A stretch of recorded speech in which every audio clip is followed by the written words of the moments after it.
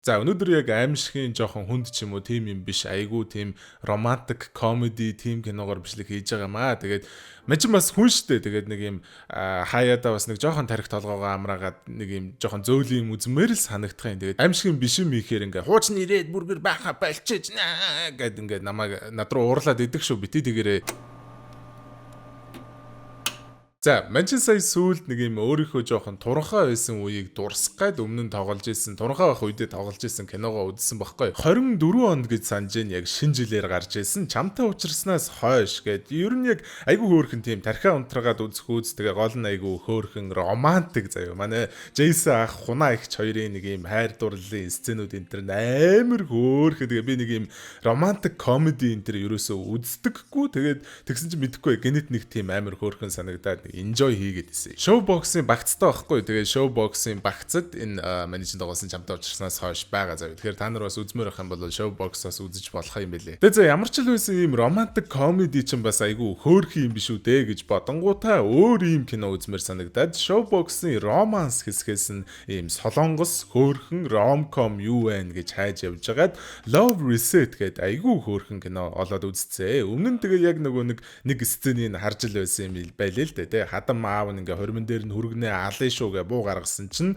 хүргэн нь урдаас нь маазраад танаа аав чинь надад дуртай байх шиг байна гэдэг их нэртэй хэлжээдэг сцен юм те. Тэгээ ер нь их юм хүлээж үзээгүй дээ. Гэхдээ тэгээд яг ойрын үед үзээд хамгийн л ихээр инээсэн кино маань байлаа. Надад ер нь айгу таалагдсан.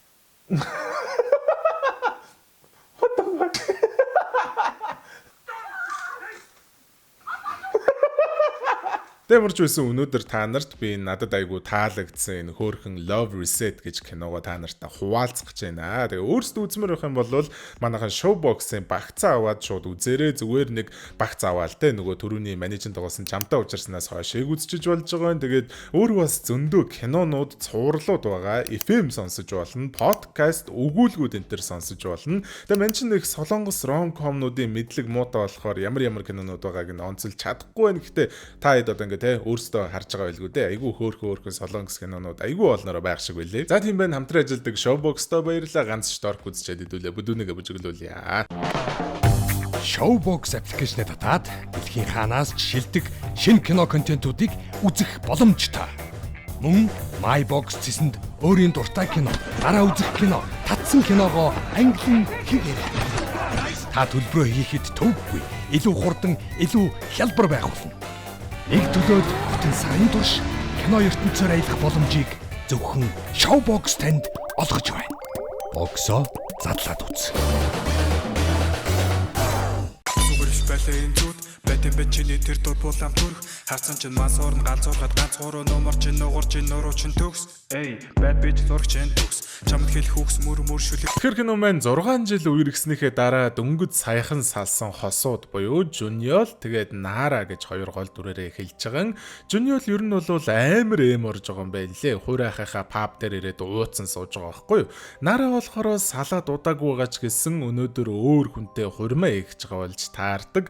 Харин тэ айгу баян хүнтэй суугч байгаа юм байлээ. Тэгээ ингэж өнөөдөр хурмаа хийж байгааг нь Жуниол мэдж байгаа болохоор ороод байгаа байхгүй юу те. Сүүлдээ тэгснэ гинэт амар зориг оронгуудаа би ер нь яахаараа энд ингэж суух ёстой юм. Хайрынхаа төлөө зориг гаргах ёстой. Хуримнаас нь очиж хулгай хийнэ гэд гараа явах чидэв.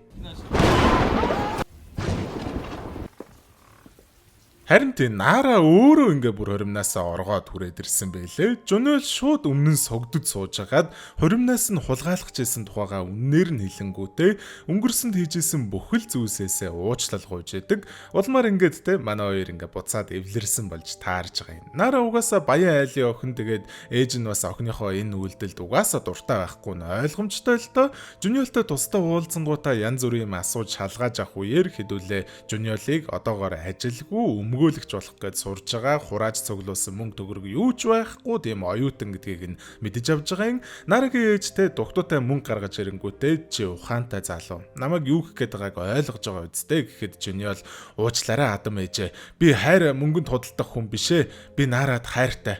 таныг дахин бодож үзээсэй гэж хүсэж байна. Наад мөнгөөрөө Нара та хоёр байр аваад хамт амьдарч эхлэе гэж байгаа юм. Хахуул үг салгах гээгүй байна дурака. Тэг ингээд Нарагийн ээж бол хүлээн зөвшөөрч байгаа юм байлээ. Харин аав нь бол ёстой яг эсрэгээрээ бүр Жуниолыг нэг нүдэрэж үзэхгүй тэгээд амар том золтой цэргийн хүн юм шиг байгаа. Нэг өдөр бүр буу гаргаж ирснээр буудах гэж дайрж мараад заяа. Гэтэ яг хуу нэг хөрхи юм гэвэл те Жуниол ерөөсөө айж зүгтааж өргөж ингээ явж мавхын оронд уучлаарай Адам аваа би Наратай гэрлэхгүй бол өгцнэн дээрээ намайг зүгээр буутчих ухааны юм хэлж мэлээд айгу хөөхөө. Тэгээ яадаг ч лүйсээ ингэж бөө юм болсны эцэст хурим нь болж байгаа маа. Өмнө нь хэдхэн сарын өмнө Нара өөр хүнтэй хурмаа ээж явахдаа хуримнасаа зүгтаацсан штэ те. Тэр хурмын дээр нь хамгаал хамаатан садангууд нь ирсэн байсан нь ойлгомжтой. Тэгээд хэдхэн сарын дараа дахиад өөр хүнтэй хурмилж байгаа болохоор ээж аваа хоёр нь Нарагийн өмнөөс хамаатнуудаасаа ичээд ч гэх юм уу те. Энэ удаад жоохон цомхон хурим хийж байгаа юм байна лээ. Цомхон монхон ч манай хоёрт нэг падли байхгүй л те. Гол нь л хайртай үнтэйгээ гэрэлж байгаа юм чухал тийм ээ. За тэгээ одоо та нар бодож иж магадгүй энэ ёстой нөгөө нэг те амьдрал чамд ингээ мандрын өгөх үед л нэг юм зурл байдэн шүү дээ. Тэгээ тэр энэ төр шиг нэг юм амар сүртэй гоё хайрын дүүх юм биш үү? Айгу гоё үргэлжлэх байх та энэ төр гэд те. Үгүй. Гэрлээд хэдэн жил болсныхоо дараа манай хоёр бүр үнэхээр таарж тохирхоо болоод ойлголцож ярилцгааж болоод бүр шүүхтэр очиж гэрлэлтэд цоцлуулах дээрээ тулдсан байгаа байхгүй юу? Хамгийн гол нь бас зүгээр нэг тийм ингээд таарж тохирхоо болцсон бас биш заяо. Бүр ингээд экстрим заяо. Хоёулаа бүр нэгнийгээ нэг нүдэрээ ч үзэхгүй хэмжээнд үзий яддаг болцсон. За яг үдэ нэг юм одоо ганц том дэлб хэрэлдээд салхууц юм болоогүй ч гэсэндээ өөрсдийнх нь ярьж байгаагаар бол зүгээр л ингээд айгүй олон жил хугацаанд үүсчихсэн жижигхэн үл ойлголцлууд нь бөөгнөрсөөр угаад ийм шатандаа хүрсэн юм бэл. Тэгээ баахан л детальны юмнууд хэлж байгаа юм л да. Гэтэ ерөнхий ингээ би багцлаа та нарт хэлэх юм бол Жуниолийн хувь хүн ингээд өөрөө жоохон тийм нарийн ч гэх юм уу эсвэл за яг зүгээр дөө аригч хямагч хэмнэгч төрлийн хүн болж таарж байгаа юм. Угаасаа бас тийм одоо те баян айл майлын хүүхэд биш болохоор багасаа яг амьдралын ухаантай өссөн айгүй цэвэрч байх дуртай тэгээд хичээл ном боловсрал энэ төр дээрээ айгүй нухацтай хандаж хичээдэг. Тэгэнгүүт нөгөө талд болохоор Нара маань угаасаа асар баян айлын охин. Тэгээд Жуниолыг ажилгүй оюутан байхад нь л кино продюсераараа ажиллаад эхэлсэн байсан болохоор айгүй олон тийм одоо хүн амьтантай уулзаж ажил бүтээдэг, гадуур их явдаг, чөлөөтэй сэтгэдэг тийм хайрцагт баригдах дургу төрлийн охин байгаа юм. Тэгээд тэр нь яг Жуниолд яаж санагддаг вэ гэхээр ерөөсөө өөрийнх нь хичээл номыг хүндэлдэггүй, согтуу ирчээл хичээл номыг нь өмүүлээд биологи хичээл хийх гээд дайраад идэг. Тэгснээ бас угаасаа яг хөтэй Нара гэрийн ажил ерөөсөө хийдэггүй юм байлээ л дээ. Гэр мөр нь бүр амар зав ингээ угаалт дураар нь дүүрэн заван аягнууд, хөргөчөөр нь дүүрэн өмхирсэн ногоонууд энэ төр гээд те. Тэгээд за бас Жуниолийн их сургуулийнхын дипломыг зүгээр ингээ гоймонгийн чансан гоймонгийнхоо 50% болгож ашигладаг гээд яриад ивэл зөндөл юм байгаа юм байлээ. Гэтэ за мэдээж ингээд баян айлд үссэн, ядуу айлд үссэн гэдэг ялгаа байгаа ч гэсэн те. Нара бол тэрийг ерөөсөө нэг тоодог эсвэл одоо юу гэх юм те. Би нэг баян айлын охин гэж ерөөсөө авиралдаггүй байсан байхад Жуниол өөрөө жоохон чи баян айлын охин болохоор ингэж байгаа юм уу тэгж байгаа юм уу гэд юм л бол би чам шиг амархан амьдралтай төрөөгүй болохоор хичээх ёстой байдгийн энэ төр гэд гоншихноод идэг байсан болж таарж байгаа юм. Нэг удаа нөгөө ажилгүй оюутан байх үедээ найзынх нь дүүгийнх нь төрсөн өдөр болох гэж байгаа гэд Нарагаас Жуниол ингээд найзынхаа дүүд бэлэг авах бэлгнийхээ мөнгийг зээлий гэж асууж исэн байгаа. Тэгээд тэрэнд нь Нара чи өөрөө ажилгүй ээж яагаад найзынхаа нэг тийм сайн танихгүй дүүд нь бэлэг авч өгөх гэж байгаа гэд зүгээр ингийн асуусан чинь ёстой бөө юм болсон юм байлээ. Тэгээ энэ дээр бол яг Нарагийн зүв байхгүй юу? Угаасаа тэгээд өөрөө ажилгүй байж тэгэл үгсэн ацаа игээл нэг дотныч биш хүнтэй бэлэг аавна гэдэг ингээд найз охноосоо мөнгө асуугаад байж байгаа. Тэгээ амар тэнэг байгаа сте. Тэгснээ бас зүгээр ингээд Нарагийн ингэж хэлж байгаад нь гомдсон бол шууд хэлчин л үсттэй ингээд шууд хэлчихгүй шалчихнаа л байсан байгаа юм. Албаар нэг өрөө гэрлүг эрэхтэй цасанд алхаж ирснээ Нараг яасан бэ? Яагаад алхацсан бэ? Хөлдөж өглөө штэ хайраа гэсэн чинь би чи ажилгүй штэ. Таксинд мөнгө зарах ирэхгүй гэд дараа нь бас ээжийнхэн төрсөн өдрөд өгсөн байсан болохоор Нара хоёулаа ээжэд чинь юу өгөх үү гэд ярилцсан чинь мөнгө олдгороо чи шийдэ би чинь ажилгүй штэ гэд тэгээд ууралж орилохдоо Нара ингээд нүүрлүүн жоохон будаа цацсан чинь битгий будаа хаях гэдэг л та би чи ажилгүй штэ гэд гоншгоноо л байсан байгаа. Ингээд за ерөнхийдөө бол Нара жоохон иршүүдчих юм уу зарим юмн дээр хитрхи хинэггүй хаанг заван хандчих гэдэг төрлийн эмэгтэй болвол Жуниол харин жоохон нямбай хичээнгүй юм шиг хэрнээ заримдаа жоохон шалчханчих гээд хэтэрхий туйлширчих гээд ер нь л те манай хоёрын яг ингээд аль нэгнийхэн талд бүрэн ороход жоохон хэцүү. Хоёулаа л угаасаа алдаа дутагдлуудтай зүгээр яг л одоо амьдрал дээр байдаг нэг энгийн хүмүүс шиг нэг айгу энгийн л ер нь ингээ амьдрал дээр иймэрхүү осоо зөндөө байгаа шүү дээ. Нэг тийм амар сүртэй юмнаас болж биш. Гэтэ зүгээр ингээл үл ойлголцоол яваад байгаа тийм хосууд те. Ямар ч л байсан тэгээд шүүхээс салахын өмнөх 30 хоног манаг гэдэг нэг тийм өгөөд идэв штэ те. Тим юм өгж байгаа юм байлээ. Машинтай явж байхдаа гэрлүүгөө буцаж байхдаа дахиад баахан хэрүүл хийгээл нэгэн рүүгөө ойролцсон явж явах энэ үеэр нь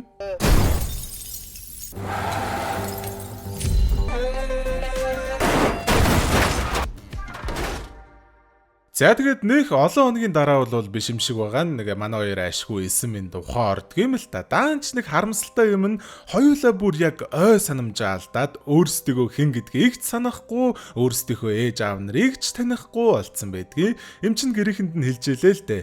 Яг нөгөө драм зурлууд дээр гараад идэгэн штэ. Ой санамжаа мартаал, хүнд дурлаал, тэр дурлсан үнэн холын амаатн нь эсвэл бүр дөрсөн дүүн байж таараал, илэрэл, уянгалал, заваараал идэг та. Ер нь яг тэрнтэй төсtöөл ой санамжаа алдсан болж таарж байна. Гэтэ яг хуу танаа хоёр те холын амаатнууд бишэн сайн юм да. Сэрснийхэн дараа те Нара Жуниол хоёрт та хоёр эхнэр нөхрүүд байсан юм аа гэд хэлсэн чинь Жуниол дотроо би ч харин бас овоор ийцтэй залуу юу яасан хүүргөө охин нараад аваа суудсан юм бэ гэж бодож хахад Нара дотроо юу вэ яаж галзуурахаараа юм ачи юмтэй гэрэлчдэг байна гэж бодож илээ галзоо. Тэг угаасаа Жуниолын ээж аав хоёрч тэр Нарагийн ээж аав хоёрч тэр бошохон шиг л хүүхдүүдээ салгахын түүс нэгэндээ айгу дургу байр суурьтай байгаа удцсан болохоор одоо тэгээ яг хөтэ салгаал тусдаа л хүүхдүүдэд асрая да гэхэд эмч нь болохоор эсэргээрээ ой санамжаа эргүүлэн авахын тулд олон жил хамтдаа амьдарсан үнтэйгээ эргээд яг амьдарч исэн амьдралаараа амьдарч исэн орчиндөө амьдрал маш хэрэгтэй гэж зөвлөж илээ л дээ.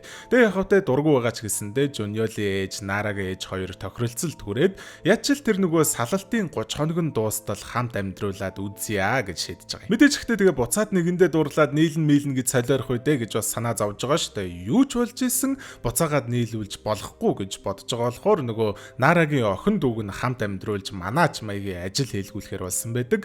Нарагийн дүү Нами гэж охины хувьд бол үүрэг нь маш тодорхой те ой санамжаа санах хүртэл нь хажууд нь байхын зэрэгцээ ойртуулж дурлалцуулж болохгүй яг ямар хэмжээний нэгнийгээ үзэн яддаг хосууд байсан бэ гэдгийг нь үргэлж сануулж авах үүрэгтэй те. Тэгснэ бүр Жуниолыг нэг шүнс ирсэн чинь ингээд өрөөнийх нь болонд Нами сүнс шиг зогсцсон яах гэдэг юм та. Их чи өрөөрөө явах гээд байна үгүй юу? Та хоёр тусдаа унтах хэрэгтэй. За юу. Янз бүрийн битээс идэт байгаараа гэж мэгээд амар. Ямар ч тач за хэд хоногийн дараа ойр дотны баахан хүмүүсийг нь дуудаад нэг мангар том уулзалт маягийн юм зохион байгуулангуудаа тэр ойрын хүмүүсээр нь тэр хоёртой холбоотой дурсамжуудыг нь яриулж ой санамжийг нь сэргээх гэж л оролдож байгаа юм л та. Таанч манай хоёр бүр үнэхээр юу ч санахгүй байлээ. Тэгээд яг тэр уулзалтан дээр нь нөгөө Нарагийн аав буудын шүүгээд тэгээд тэрийг нөгөө нэг Жуниол харчаад маазардаг хэсэг гардаг байхгүй. За тэр яг уу Жуниолтой нөгөө киноны эхлэл дуугаа сууж исэн найзуудынх нь нэг нь ирснээ анх яг Жуниол Наратай яаж танилцсныг нь сайхан ярьж өгдгийг тэр тэ нөгөө найзынхаа ажилдаг байсан клабад нэг удаа Жуниол найзуудаараа суужгаад ганцаараа үлдсэн юм байлээ угаасаа тэ тэгээд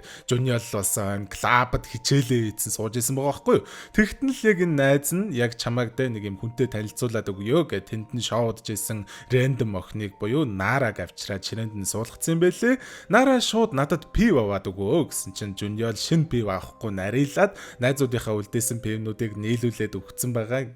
Яах вэ дуракийг нэрээ. Тэгснэ нэг жоохон хөөрхөн аашлах гэж чих юм уу Нара руу ингээд инээсэн чинь Нара айгаад зүхтаацсан юм байлээ. Угаасаа тэр инээмсгэл нь ийм инээмсгэл байхгүй. Ингэж инэхээр ч одоо хэн зүхтаахгүй байх юм бэ. Тэг Жуниол за зүгээр харий дөө гэд гарах гээд явж ах замдаа Нараг өөр залуутай сууж ахтаа юмд хахж байгааг нь олж хараад авраад эмнэлэг рүү дагуулад явсан байгаа юм.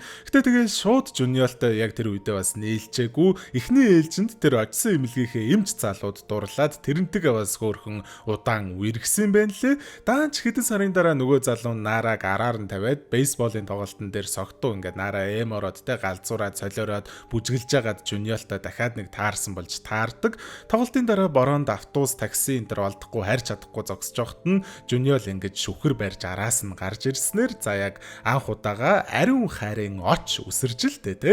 Хамтдаа такси дах үеэрээ хүртэл Жуниол хичээлээ хийгээл явж исэн юм байлээ ёо. Тэгээ гэхдээ яг яах вэ те бейсболын бөмбөгөн дээр дараа хамт бейсбол үзэх үү гэж бичиж өгөөд анхны алхмыг бол Жуниол хийсэн л байгаа юм л да. Нара шууд те нэг юм хөгшин өвгөн хөгшин эмгэн найрж байгаа юм шиг нэг юм тэнэг юм болоор үчээ гэснээ Жуниолын дугаарыг өөрөө төрүүлээд асуусан юм билээ. Энэ тухайга одоогийн юу санахгүй байгаа Нара найзуудаасаа сонсчингуудаа тийм ачи юмнаас би өөрөө төрүүлж дугаарыг асуусан юм уу гэд гайхаад үхэх гээд байх нь угаасаа ойлгомжтой. За тэгээд хэд хоногийн дараа манай хоёрын ээжүүд нь манай хоёрыг нэг тийм ховс хийдэг ч гэх юм уу сэтгэл зүйч гэх юм уу хүн дээр аваачаад Жуниолт яг Нарад хамгийн ихээр гомдсон үеийнх нь дурсамжийг сануулгах гэж оролддгийн.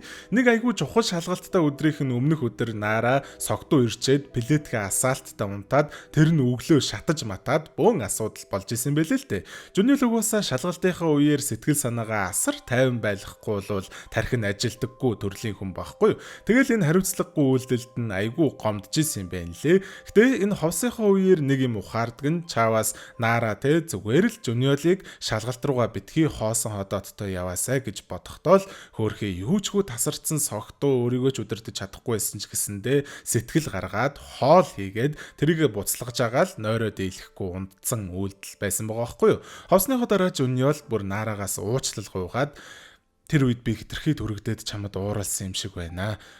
Зүгээр л надад сэтгэл гаргаж ирсэн үйлдэлийг чинь буруугаар ойлгосон байсан байна. Би бүх дурсамжаа санахгүй байгаа ч гэсэн ер нь л би их муу нөхөр байсан шинжтэй гэдгсэн чинь Нара бас үгүй өөрийгөө битгий тэгэж хэл чи үнэхээр сайхан сэтгэлтэй маш сайн хүн гэж мэгээд баг эвлэрч гээд байгаа мааш. Хоёр ээж нь те писта гэсэн царай гаргацсан сууж байгаа юм л да. Уг нь салах гээд байгаа штэ энэ хоёр ч те. Нара тэгснээ анхандаа уг нь юм хачин юмтай гэрэлж исэн юм уу энтергээ юм яриад байсан ирнэ. Одоо болохоор бүр Жуниолыг бас гайгүй аятайхан хөөхөнж залуу юм уу энтер гэж мэдрээд татагдаад эхэлсэн заяа. Нэг өдөр бүр Намигаас нууцаар нөгөө анх дурлалдсан бейсболын стадиондо болцё гэж тохиролцоход Нара те Нана болохоор зүгээр л ой санамжаа эргүүлж авахын тулд л явж байгаа шүү. Жинхэнэ болцоо биш шүү гэж байгаа ирнэ. Цаанаа жоохон дуртай тэгснээ бүр ингээд чигтэйхэн сайхан гангалаад гараад явж байгаа. Жуниолч гэсэндээ те бүр ингээд арга хэмжээнд явах гэж байгаа аятайгаа ангалснаа Намыг хайчж байгаа та гэд асуусан чинь хогоо гаргаж хайчаад ирээ гэж хэлээ. Аа те хогоо л гаргаж хайх гэж байгаа шүү дээ. Ханиндаа хоосон цэнгэлдэхэд баахан юм ярьж сууж ийснэ. Гадаа нь бас хамтдаа хөөрхөн хоол идлээ, оройн бүр вайн ууж болцлоо.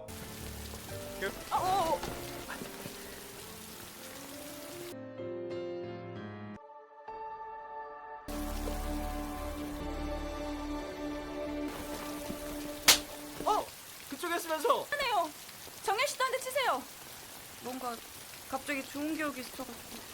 За тэгснэ бүр нөгөө найзынхаа паб дээр ирээд үргэлжлүүлээд уухаар болдго юм аа. Даруухан дуусахгүй л дээ. Эхэндээ яг үдэ зүгээр энгийн байж яснаа. Сүүлдээ бүр өмсөж өнгөлцээд юу гэдэг вэ? Нэг нэгэ барьж идлээ. Салах хугацаанд нь 5 хоног үлдчихэд байхад бүр манай хоёр бол те яг анхных шигэ бүр амар дурлалцаад амар нялан осууд болчихж байгаа юм те. Даанч тэгээ яг биологи хичээл хийж байхад нь Нами барьчингуудаа ээж рүүгээ залгах гээд Жуниол зогсоох гээд гарч гүөхтэй бейсболын бөмбөгөн дээр траад тархиараа саваад уннаа. Яг үтэй эмнэлэгт хүрэгдээд тэгээд гайгүй сэргээд босоод ирдэг юм л та. Гэтэл Нарагийн ээж нь юу болоод байгааг ойлгоцсон. Одоо бол бүр шууд хүчээр салгах гээд дайрдгийг. Нараг гадагшаа сургууль руу явуулахар болцсон байна лээ. Мэдээж Нара явмааргүй байгаа штэ тэ. Дараа нь Жуниолтой ирж уулзахад нэг харамсалтай юм гэвэл Жуниол сая сүулд тэгж тархиараа савж унд сэрхтээ бүх дурсамжаа эргүүлээд автсан юм шиг байгаа. Өмнөх юмнуудад санаж байгаа сая сүулд айгүй хөөрхөн байсан мөчүүдээж санаж байгаа. Гэтэл тэ өмнөх тэр их гомдлууд нь эргээд ирцэн гэхээр буцаж нийлэх сонирхол бол огтхонч байхгүй юм байлээ л дээ. За тийм тэгээд хэд хоногийн дараа манай хоёрын нөгөө 30 хоног нь дуусаад манай хоёр гэрлэлтээж салгууллаа. Наарааж гадагшаа явах юмнуудаа бэлтлээ. Жуниолч гэрээсээ нүхтэй бэлтлээ. Нүхч ах үед Нарагийн ээж ирж уулзахдаа Нара өнөө орой Инчоны нисэх буудлын 1-р чиглэлийн онгоцоор 8 цаг 20 минутын нисэлгээр нисэн шүү гэж хэлчихэд гараад явдаг. Нарагийн ээж угаасаа тэнэг хүн биш шүү дээ. Тэгээд Нараг тэ Жуниолгүйгээр ямар хэцүү байгааг нь анзаарсан юм шиг байгаа. Тэгээд зөвөр нөгөөдөг тэ күүлээ алдалгүйгээр Жуниолыг очоод Наратагаа нийлээтгэжээ гэж хэлж байгаа нь л энэ юм шиг байгаа. Жуниол тэрийг ойлгосон л доо. Гэхдээ гол нь өөрөө яг тэгж буцаж нийлэх ямар ч сонирхол байхгүй байгаад байгаа шүү дээ тий. Гэтэл хамтдаа өнгөрөөсөн бүхэл мууж бай, сайнч бай, дурсамжууд, чин сэтгэлээсээ наара гэх хайр энтрэн дийлээд найзуудаараа хамгал урдаараа нисэх бодол руугаа явнаа. Бүү юм болж гүүж гүйсний эцэст арай гэж нэг юм амжиж нааратаа уулзсангуудаа намайг уучлаарай.